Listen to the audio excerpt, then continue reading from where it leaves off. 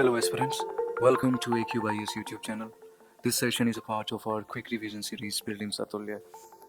And in today's session, we'll try to know the cultural aspects of Cholas, Rashtrakutas, Chalukyas and Delhi Sultanate.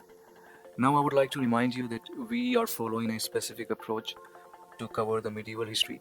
We are focusing on administrative aspects, economic aspects and cultural aspects. And we have already covered administrative aspects of various dynasties, and in today's session we are starting the cultural aspect. So let's get started. Let's try to explore the cultural aspects of various dynasties. So first we'll talk about Chalukyas and Rashtrakutas. So Rashtrakutas, they patronized Sanskrit literature, and there were so many prominent scholars in Rashtrakuta courts, and these names of scholars are very important and their literary works are equally important. So Gunabhadra, Sakatayana, Halayuddha, Trivikrama, these names are important for your upcoming prelims. And their literary works, you can do one thing, you can prepare the notes.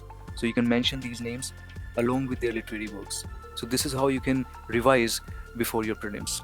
Now you must know that Kannada literature saw its beginning during the period of Rashtrakutas. And we have some literary works like Santi Purana, Vikramasena Vijaya and Kavi Rajmarg. So these literary works are very important. Remember Kavi Rajmarg, it was written by Amogh Varsha. So it was the first poetic work in Kannada language. Now let's try to know the art and architecture during the rule of Rashtrakutas. So the art and architecture work of Rashtrakutas, it could be seen at Ellora and Elephanta. And at Ellora, we have seen the most remarkable work during Rashtrakutas. I'm talking about Kailasha temple. So this Kailasha temple, it had Dravidian characteristics. And here we can see the sculpture of goddess Durga and scenes of Ramayana were also depicted on the walls. So this Kailasha temple, remember, it is at Ellora and you can remember the characteristics. It has Dravidian characteristics and sculpture of goddess Durga. So these features are important for your upcoming prelims. So in the prelims, they might give you these points and they might ask you which temple they are talking about. Now at Elephanta, we have seen the remarkable work during Rashtrakutas. Now you must remember Elephanta name, it was given by Portuguese. Originally it was known as Siripuri. So at Elephanta, we can see the various images of Lord Shiva, like Nataraja form, Gangadhara form and various other forms. So the most important figure of this temple, I'm talking about the temple at Elephanta, is Thirumal. Now you must know that at the entrance to the sanctum at Elephanta, there are huge figures of Dwarapalakas. So this is another important point for your upcoming prelims. Now let's try to put some light on education and literature during Cholas. So Rashtrakutas, we have discussed all significant points, and everything under Cholas is very important. Be it art and architecture, education and literature, administration, everything is very important. So in today's session, we'll focus on the cultural aspects of Chola's rule. Now we have some inscriptions of Chola's rule, and these inscriptions provide us valuable information about the existence of colleges. So during Chola's rule, colleges were built. There was focus on education. So this is something which you must remember. That along with temples, they built colleges, institutions and schools. Now the development of Tamil literature reached its peak during the Chola rule. And here you must know that Ramayana, which was written by Kamban, so it was written during Chola's rule. Some more literature work, you can see the Priya Puranam, it was written by Sakilar. So these literary works are also very important.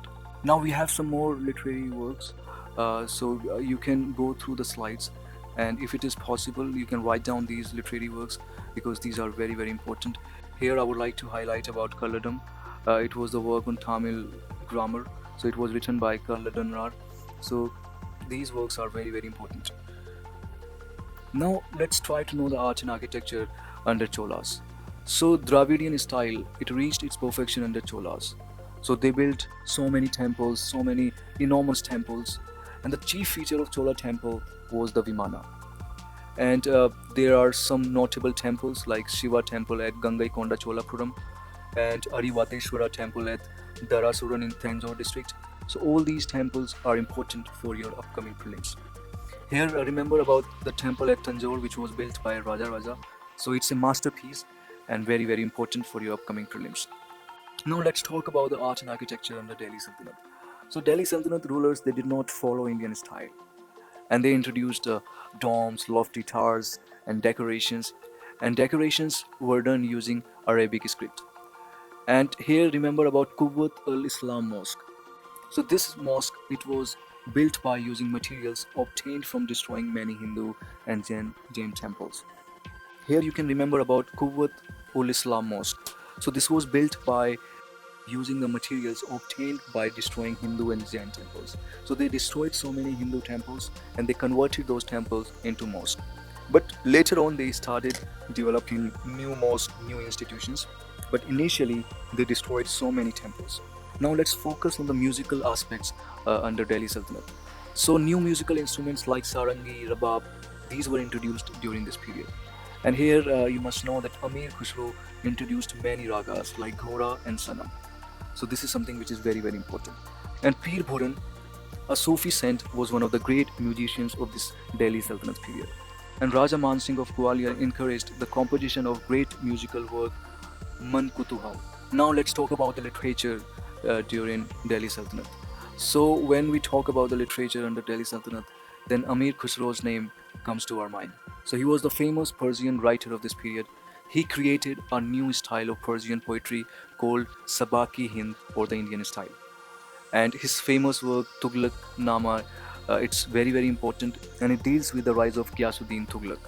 And some other literary works are also very, very important, like Rajat Rangani, which was written by Kalhana, and Chand Baradi, and Bengali literature had also developed.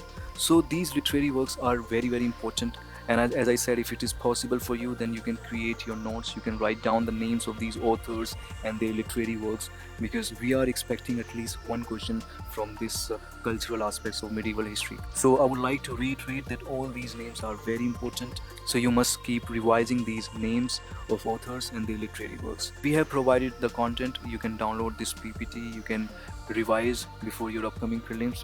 So that's all for today's session. If you have liked our initiative, you can subscribe our YouTube channel for more such videos, and you can follow our social media platforms for daily current affairs content. And if you have any suggestions which we can use for the improvement of our efforts, then you can mention those suggestions in the comment section. So that's all for today's session. I'll see you in the next session soon. Thank you.